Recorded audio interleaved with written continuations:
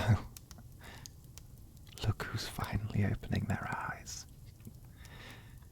Hello there, old friend. Oh, steady now, steady. You're okay. You're safe here with me. You still know who I am, don't you?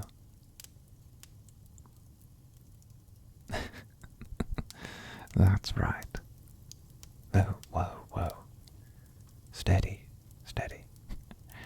Don't try and get up. You've been through a bit of an ordeal, my dear. You don't remember then? Of course not. It was a few days ago.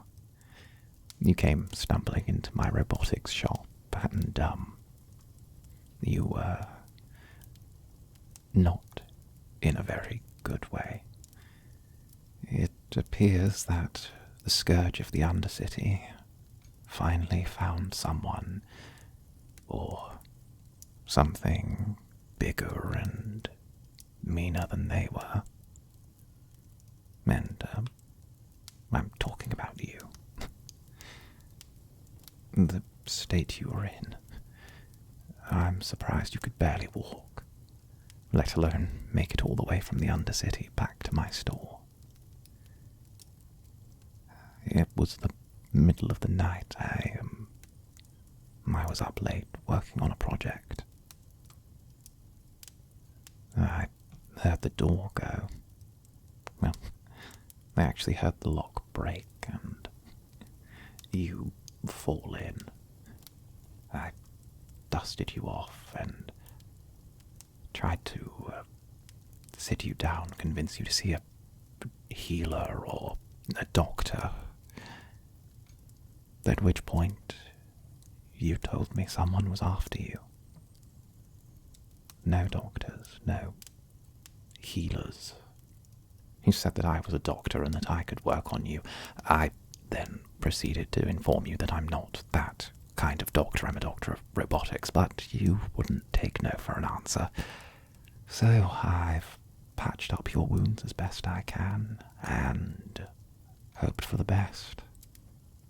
At some point you fell asleep and now you're back and awake in the land of the living. I can finally tell you,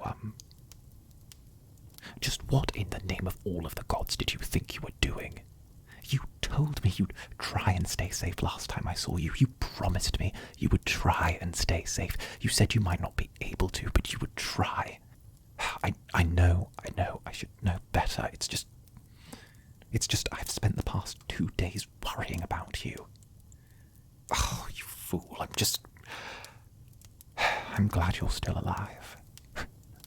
I don't know what I would have done without my favourite thorn in my side. Where are you? What do you mean? We're still at the store. Vincent's Robotics. Well, technically we're in my bedroom, upstairs.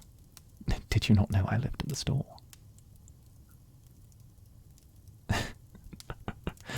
To think you know someone. Yes, I own Vincent's Robotics, and I also live upstairs. Fortunately, when I needed a bed to put you in, living upstairs came in quite handy. Actually, you've been staying in my bed for the past few nights. I may not be a qualified healer or that kind of doctor, but I did a rather good job. It helps when the motivation's just right. I had some healing salves I'd been saving since the last Frost Fair. I was saving them in case of an emergency. And in your case, anything to do with you being in trouble is an emergency to me. Don't worry about the people coming after you. I'll have whoever's chasing you know that an inventor's laboratory is his castle.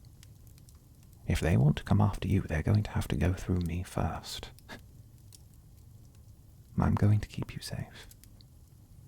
And while you're here, while you're resting, putting yourself back together, I can work on that arm of yours. Put some upgrades on it. Tinker things around. Oh, but silly me. Well, here. I had a pot of tea on the brew. Well, it's mostly tea.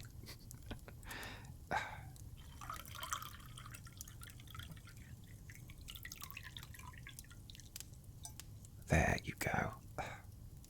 What do I mean, mostly tea? I mean, with the state you were in, once those painkillers wear off, you are going to be in a world of hurt. So, drink this. It will help. Normally for emotional pain, but it also works for physical. Please. It's just some mandrake root, some nightshade, and a little crushed up belladonna. Sounds dangerous. Well, anything in a high enough dosage can kill you. Besides, I thought you didn't want a real doctor. I thought you wanted whatever kind of doctor I was. What was that? Darling, please. There's no need to thank me. I'm doing what I want to do. And I would have helped you even if you hadn't have stumbled in bloody through my door.